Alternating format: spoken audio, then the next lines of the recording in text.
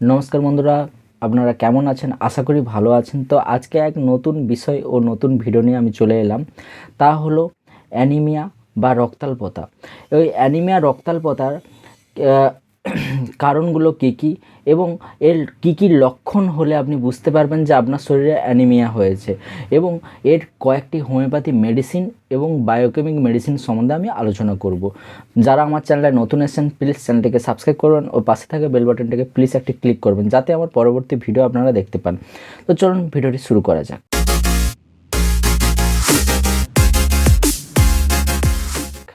তো প্রথমে বলবো অ্যানিমিয়া বা রক্তাল্পতা কী।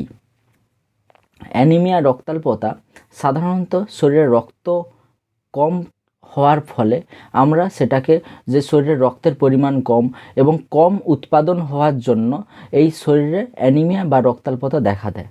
এবং এর কারণগুলো কী কী?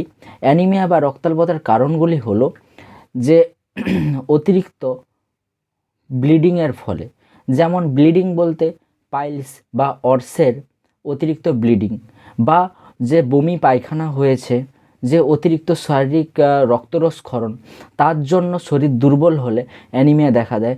এবং এছাড়াও যে মেয়েদের পিরিয়ড অতিরিক্ত পরিমাণে হলে তখন কিন্তু আপনার অ্যানিমিয়া হতে পারে। এছাড়া শরীরে বিভিন্ন কারণবশত লোহিত রক্তকণিকা ভেঙে গেলে তখন কিন্তু অ্যানিমিয়া হতে পারে। এছাড়াও শরীরে ভিটামিন B12 এবং ফলিক অ্যাসিডের ফলে অ্যানিমিয়া দেখা দেয়। এবং এই অ্যানিমিয়ার লক্ষণগুলো কী কী? অ্যানিমিয়া যদি হয় আপনার শরীরে ফ্যাকাশা হয়ে যাবে, হাত পা জ্বালা জ্বালা করবে, অতিরিক্ত বুক ধড়ফড় করবে। সাপোজ একটু আপনি সিঁড়িতে উঠছেন, অতিরিক্ত বুক ধড়ফড় করবে, বা চলাফেরা করলে অনেক ক্ষেত্রে পাও ফুলে যায়। তাছাড়া হাত পা জ্বালা জ্বালা করবে, শরীর দুর্বল রাখবে, কোনো কাজে অনীহা মনে হবে। তখন আপনি তখন আপনাকে হিমোগ্লোবিন চেক করালে যদি ধরা পড়তে পারে। হিমোগ্লোবিন চেক করালে অ্যানিমিয়ার শিকার হয়েছেন কিনা তার লক্ষণ বোঝা যাবে। এই সমস্ত লক্ষণগুলি হলে তাহলে তখনই আপনাকে অ্যানিমিয়া জন্য হিমোগ্লোবিন টেস্ট করতে হবে। যদি হিমোগ্লোবিনের পরিমাণ কমে যায় তাহলে বুঝবেন যে আপনার অ্যানিমিয়া হয়েছে। তো এই অ্যানিমিয়ার কয়েকটি হোমিওপ্যাথি মেডিসিনগুলো কী কী? যে প্রথম নম্বর মেডিসিন হলো চায়না। খুব ভালো মেডিসিন। চায়নার কাজগুলো, যে কী কী সিমটম হলে চায়না খাবেন আপনি। চায়নার সিমটম হলো, যদি কোনো কারণবশত অতিরিক্ত বমি পায়খানা বা বহুদিন ধরে কোনো একটা সমস্যার জন্য, যে গুরুপাক দ্রব্য খাওয়ার জন্য বমি পায়খানা বা দুর্বল অতিরিক্ত হয়ে গেছেন, শরীরে রক্তরস বেশি ক্ষরণ হয়েছে, তখন আপনি চায়না ব্যবহার করবেন। চায়না 200 শক্তি সারাদিনে 2 থেকে 3 বার 4 থেকে 5 ফোঁটা করে খাবেন। এবং সেকেন্ড নম্বর মেডিসিন হলো নেট্রামিওর।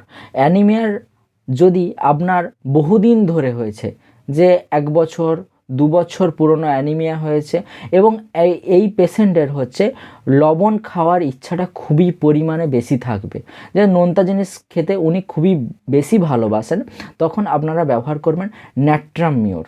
তো নেট্রামিওর 200 পোটেন্সিটা নিতে হবে, সারাদিনে 2 থেকে 3 বার 5 ফোঁটা করে, হাফ কাপ জলে বা জিভে ফেলে খেতে পারেন। তারপরের মেডিসিন হলো ফেরাম মেটালিকাম। ফেরাম মেটালিকাম মেডিসিনটি হলো, যদি পেশেন্টের অতিরিক্ত হিমোগ্লোবিন লেভেল কমে যাওয়ার ফলে গা হাত পা ফ্যাকাশে হয়ে যাওয়া এবং জিভ ফ্যাকাশা হয়ে যাওয়া, অতিরিক্ত দুর্বল অনুভূতি হবে, সিঁড়িতে একটু উঠতে গেলে বুক ধড়ফড় করবে, তখন আপনারা ফেরাম মেটালিকাম ব্যবহার করবেন। ফেরাম মেটালিকাম 30 বা 200। ফেরাম মেটালিকাম আপনারা 200 নিয়ে আসবেন, সারাদিনে 2 থেকে 3 বার 3 থেকে 4 ফোঁটা করে খেলে আপনার হিমোগ্লোবিনের পরিমাণটা অনেকটা বেড়ে যাবে। তারপরে মেডিসিন হলো পালসেটিলা। পালসেটিলার কাজ হলো হরমোনাল ডিসব্যালেন্স। যে সমস্ত মহিলাদের হিমোগ্লোবিন লেভেল কমের জন্য পিরিয়ড হতে অনেক দেরি করে, তাদের জন্য পালসেটিলা খুব ভালো। এছাড়াও পালসেটিলার প্রধান লক্ষণ হলো গুরুপাক দ্রব্য, যেমন ঘি, মাখন, পিঠা, পায়েস এবং রিচ মশলা জাতীয় খাবার উনি সহ্য করতে পারবেন না। সেই ক্ষেত্রে পালসেটিলা ব্যবহার করলে হিমোগ্লোবিনের লেভেল অনেকটাই বেড়ে যায়। তো পালসেটিলা 200 সারাদিনে 2 থেকে 3 বার 3 থেকে 4 ফোঁটা করে খেলে হিমোগ্লোবিন লেভেল অনেক পরিমাণে বেড়ে যায়। তো তারপরে মেডিসিন হলো আর্সেনিক অ্যালবা। আর্সেনিক অ্যালবা তখনই ব্যবহার করা হয় যখন হাত পায়ে জ্বালা, পায়ের নিচে জ্বালা, হাতে জ্বালা জ্বালা করছে এবং গোটা শরীর জ্বালা জ্বালা করছে। পালসেটিলাও একটা আছে গুরুপাক। আর্সেনিক অ্যালবায় লক্ষণ হলো গুরুপাক দ্রব্য, যেমন অতিরিক্ত রিচ মশলা খেলে ছাতিতে জ্বালা জ্বালা করছে এবং হাত পা জ্বালা জ্বালা অবশ ভাবও থাকে, তখন আর্সেনিক অ্যালবা ব্যবহার করবেন। আর্সেনিক অ্যালবার সবথেকে বড় লক্ষণ হলো জল পিপাসা। জল পিপাসা হচ্ছে অল্প অল্প করে পেশেন্ট ঘন ঘন জল খেতে পছন্দ করবে। এবং আর পালসেটিলার মধ্যে লক্ষণ হলো, পালসেটিলার হচ্ছে পিপাসা খুবই কম, জলের পিপাসা থাকে না বললেই চলে। এই 5টা মেডিসিনের মধ্যে আপনাদের যে মেডিসিনটি আপনার শরীরের রোগের সঙ্গে ম্যাচ করবে, আপনারা ওই মেডিসিনটা সারাদিনে 2 থেকে 3 বার 4 থেকে 5 ফোঁটা করে খেতে পারেন। এর পরের মেডিসিন হলো এবার আমি 5টা মেডিসিনের মধ্যে মনে করুন আপনার 2টো মেডিসিন আপনার শরীরে ম্যাচ করছে রোগের সঙ্গে, লক্ষণের সঙ্গে, তখন আপনারা কি করবেন, ওই 2টো মেডিসিন সারাদিনে 2 থেকে 3 বার খাবেন। একটা মেডিসিন থেকে আরেকটা মেডিসিনের গ্যাপ 1 থেকে 1.5 ঘন্টা রাখবেন, ঠিক আছে? এবং এই মেডিসিন যেটা লাস্ট বায়োকেমিক মেডিসিনটি বলছি, এই মেডিসিনটি সমস্ত পেশেন্ট খাবেন। সমস্ত পেশেন্ট যাদের হিমোগ্লোবিনের সমস্যা, হিমোগ্লোবিন লেভেল কম, সমস্ত পেশেন্ট 3 থেকে 4 মাস খেলে হিমোগ্লোবিন নর্মাল চলে আসবে। তো বায়োকম্বিনেশন 1 নম্বর। তো এটি জার্মানি কোম্পানির কিনবেন, বায়োকম্বিনেশন 1 নম্বর।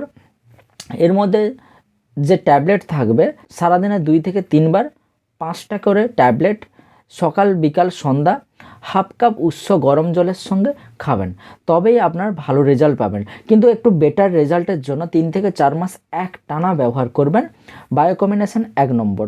তো যদি ভিডিওটি ভালো লেগে থাকে তাহলে প্লিজ ভিডিওটিকে একটি লাইক করবেন, বন্ধুদের মধ্যে শেয়ার করবেন ও পাশে থাকা বেল বাটনটিকে একটা ক্লিক করবেন। এবং এই চ্যানেলে বিভিন্ন মেডিকেল নলেজ সংক্রান্ত ভিডিও ছাড়া হয়ে থাকে, প্লিজ চ্যানেলটিকে সাবস্ক্রাইব করুন। Thank you so much.